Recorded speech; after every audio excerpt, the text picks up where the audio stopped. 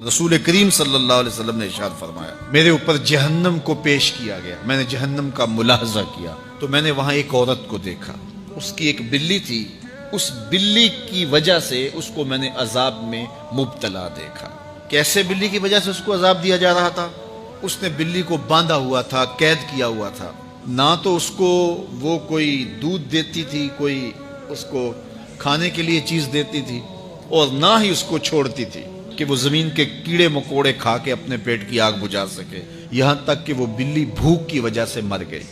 رسول اللہ فرماتے ہیں بلی کی اس مالکہ کو میں نے جہنم کی آگ میں جلستے ہوئے دیکھا۔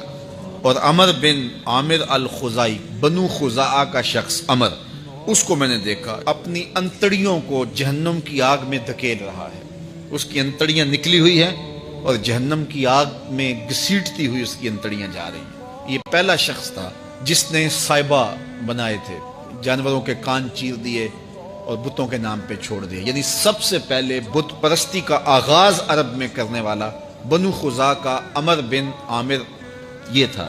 تو اس کو میں نے حضور نے فرمایا دیکھا کہ یہ جہنم کی آگ میں جلس رہا ہے، کیونکہ اب جتنے بھی لوگ بت پرستی کریں گے ان سب کا گناہ عمر بن عامر کے نامہ اعمال میں درج ہوگا، ان کو بھی گناہ ملے گا جو بت پرستی کرتے ہیں۔ اور چونکہ ایجاد اس نے کیے تھے، بت اس نے بنائے تھے، تراشے اس نے تھے، پھر اس کے بعد اس نے جانور بتوں کے نام پہ چھوڑے تھے، چڑھاوے چڑھانے کا انداز اختیار کیا تھا، لہٰذا